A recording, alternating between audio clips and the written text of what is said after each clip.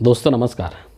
चंद दिनों के बाद है ना, तकरीबन 10 से 15 दिनों के अंदर अंदर लोकसभा 2024 के चुनाव का नोटिफिकेशन देश के सामने होगा। यानी कि चुनाव एकदम सर पर है और जैसे जैसे चुनाव नज़दीक आ रहा है, नरेंद्र मोदी और अमित शाह की जो सांसें हैं वो फूलती जा रही हैं। उनकी बेचैनी, उनकी हताशा दिन दूनी रात चौगुनी के हिसाब से बढ़ रही है कि किस तरीके से अपना इज्जत बचाया जाए, किस तरीके से जो बहुमत का आंकड़ा है 272 उसको टच कर लिया जाए, उसको पार कर लिया जाए, ताकि तीसरी बार हम फिर से प्रधानमंत्री बन सकें। अपने तीसरी बार प्रधानमंत्री के सपने को साकार करने के लिए नरेंद्र मोदी हर वो कदम उठा रहे हैं जो कि वो उठा सकते हैं। साम दाम दंड भेद येन केन प्रकारेण, चाहे उसके लिए कुछ भी करना पड़े। विपक्ष के नेताओं को किस तरीके से परेशान किया गया ये सभी ने देखा है, लेकिन उसमें एक नया डेवलपमेंट है और वो है उत्तर प्रदेश के समाजवादी पार्टी के मुखिया अखिलेश यादव।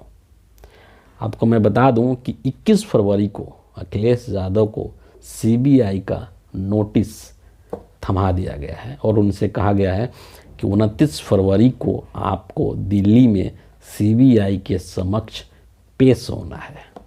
आप चीज़ों को थोड़ा सा इसके पृष्ठभूमि को समझने की कोशिश कीजिए कि अभी तक अखिलेश यादव को अंदर ही अंदर दबाव बनाने की कोशिश की जा रही थी मोदी और शाह के द्वारा कि भैया आप इंडिया अलायंस का हिस्सा मत बनिए। और जिस तरीके के घटनाक्रम चल रही थी सीट शेयरिंग को लेकर के कांग्रेस के साथ अखिलेश यादव की, उससे लग रहा था बीजेपी को, मोदी को, शाह को कि इनकी सीट शेयरिंग पर बात नहीं बनेगी। काफ़ी खींचतान हो रही थी, गतिरोध हो रही थी, है ना। लेकिन अखिलेश यादव जो है वो दूर का उन्होंने सोचा, एक दूरदर्शी नेता के भांति उन्होंने सोचा और वो बीजेपी के कार्यप्रणाली से, अमित शाह और नरेंद्र मोदी के कार्यप्रणाली से बहुत भली भांति वाकिफ़ थे और इसीलिए उन्होंने सोचा कि हमारी जो भलाई है, राजनीतिक हमारा जो जीवन है वो इंडिया अलायंस के साथ जाने में ही सुरक्षित है। और अंततः जो है उन्होंने इंडिया अलायंस के साथ उन्होंने गठबंधन किया, कांग्रेस के साथ उन्होंने गठबंधन किया और कांग्रेस को 17 सीटें उत्तर प्रदेश के अंदर दे दी। न सिर्फ सीटें दी बल्कि आगरा के अंदर जब राहुल गांधी की भारत जोड़ो न्याय यात्रा गई तो उस यात्रा के अंदर वो शामिल भी हुए और भाषण भी दिए ज़बरदस्त तरीके से। मोदी सरकार को, केंद्र सरकार को घेरने का भी काम किया। उत्तर प्रदेश के जितने समस्या हैं उस पर भी बात की, देश की जो समस्या हैं उस पर भी बात की। अब जब सीट शेयरिंग हो गया, भारत जोड़ो न्याय यात्रा में भी अखिलेश यादव शामिल हो गए, ये सब चीज़ें देख करके नरेंद्र मोदी के हाथ पांव फूल गए। अमित शाह के सर्दी में पसीना आने लग गया कि अरे भैया ये क्या हो गया, ये तो वही हो गया जो कि हम नहीं चाहते थे। क्योंकि उत्तर प्रदेश के अंदर लोकसभा की 80 सीटें हैं और कहा जाता है ना कि भारतीय राजनीति के अंदर एक बहुत पुरानी कहावत है कि जिसने यूपी जीत लिया समझ लीजिए कि उसको दिल्ली की गद्दी प्राप्त हो जाएगी। तो कांग्रेस के और सपा के बीच में जब गठबंधन हो गया तब इन लोगों ने भैया सोचा कि अब तो अपना ब्रह्मास्त्र निकालना ही पड़ेगा। सीबीआई के रूप में इनका ब्रह्मास्त्र निकल गया और अखिलेश यादव को नोटिस थमा दिया गया कि 21 फरवरी को नोटिस दिया गया और कहा गया कि 29 फरवरी को आप आइए। आपको आश्चर्य होगा जान करके कि जिस मामले को लेकर के ये एक इलीगल माइनिंग का मामला है, अवैध खनन का मामला है, ये मामला कितना पुराना है मैं आपको बताता हूँ। हमीरपुर में ये 2012 से 2016 के बीच का मामला है। इस दौरान अखिलेश यादव जो है वो मुख्यमंत्री हुआ करते थे उत्तर प्रदेश का। 2012-16 का मामला है और जनवरी 2019 में इस अवैध खनन के मामले को लेकर के एफआईआर की गई थी, है ना। अब जाहिर सी बात है कि मुख्यमंत्री थे और शायद खनन विभाग भी अखिलेश यादव के पास ही था, तो इनके जो तमाम अधिकारी थे उस टाइम के, इनके साथ जो काम कर रहे थे, उन सभी को लेकर के ये जो है 2019 के अंदर एक एफआईआर किया गया जिसमें कि बहुत सारी चीज़ें उसमें मेंशन की गई कि गलत तरीके से पट्टा दिया गया, या है ना गलत तरीके से इसका कॉन्ट्रैक्ट दिया गया, और बहुत सारी चीज़ें उस टेक्निकल चीज़ में हमें नहीं पढ़ना है। लेकिन आप ये सोचिए कि मामला 2012-16 का है, FIR हुआ था 2019 में, चुनाव हो रहा है 2024 में, और अखिलेश यादव चूँकि इंडिया अलायंस में बने रहे तो इनको डिस्टर्ब करने के लिए, इनको परेशान करने के लिए, इन पर दबाव बनाने के लिए CBI की नोटिस थमा दी गई। 2019 के लोकसभा चुनाव के टाइम पर भी इनको नोटिस दी गई थी। और किस तरीके से अभी 2 दिन 1 दिन पहले जो है, जब उत्तर प्रदेश के अंदर जो राज्यसभा का चुनाव हो रहा था, उसमें समाजवादी पार्टी के अखिलेश यादव के 7 MLA को नरेंद्र मोदी ने तोड़ लिया था, अपने तरफ मिला लिया था, उनको क्रॉस वोटिंग उनसे करवा ली गई थी। और उसके बाद अब ये नोटिस, मैसेज क्या है? मैसेज ये साफ है कि हम अखिलेश यादव को कमज़ोर करना चाहते हैं, उनके इंडिया अलायंस का हिस्सा बनने से हम खुश नहीं हैं। इससे हमको उत्तर प्रदेश में जो 80 की 80 की जो लोकसभा की सीटें हैं, उसमें से हमें 30-40 सीटों का नुकसान हो सकता है। और यहाँ पर एक और चीज़ मैं आपको बता दूंगा कि मायावती जी के जो एक विधायक थे, है ना, उनका नाम उमा शंकर था, उन्होंने बीजेपी को वोट दिया था, बीजेपी के कैंडिडेट के पक्ष में वोट किया था। तो जाहिर सी बात है कि मायावती जी साइलेंटली जो है वो चुपचाप तरीके से वो बीजेपी को सपोर्ट कर रही हैं, है ना, और इसीलिए वो कुछ नहीं बोल रही हैं और इंडिया अलायंस के हिस्सा वो नहीं बन रही हैं।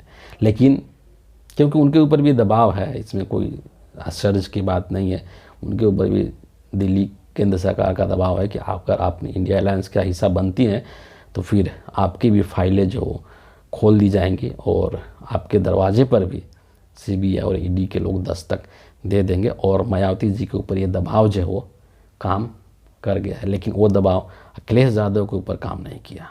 और वो बार बार ये बात को बोले हैं कि हर किसी के ऊपर दबाव है, हर किसी के ऊपर दबाव है, लेकिन इन सांप्रदायिक और नफरती ताकतों के सामने झुकना समाजवादियों की फितरत नहीं है ना। आप देखिए कि एक तरफ प्रधानमंत्री नरेंद्र मोदी संसद से लेकर के और सड़क तक कहीं भी जाते हैं, पब्लिक रैली में कहीं भी भाषण देते हैं, तो आजकल इनके दिलो दिमाग में एक ही चीज़ चलता है, 400 पार, 400 पार।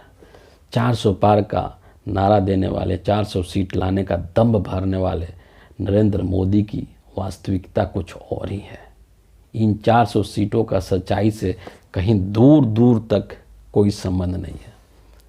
सोचिए, राम मंदिर, है ना, इसके अलावा तमाम तरह की चीज़ें, डबल इंजन की सरकार है, यूपी में भी आपकी सरकार है, केंद्र में भी आपकी सरकार है। इसके बावजूद भी आपको विपक्ष के नेताओं को टारगेट करना पड़ रहा है। आप बिहार से देख लीजिए, तेजस्वी यादव, लालू यादव को किस तरीके से परेशान किया गया है। झारखंड के अंदर हेमंत सोरेन को किस तरीके से जेल में डाल दिया गया है, जबकि उनका गुनाह भी अभी साबित नहीं हुआ है। सोचिए, बिना गुनाह साबित हुए उनको जेल में डाल दिया गया।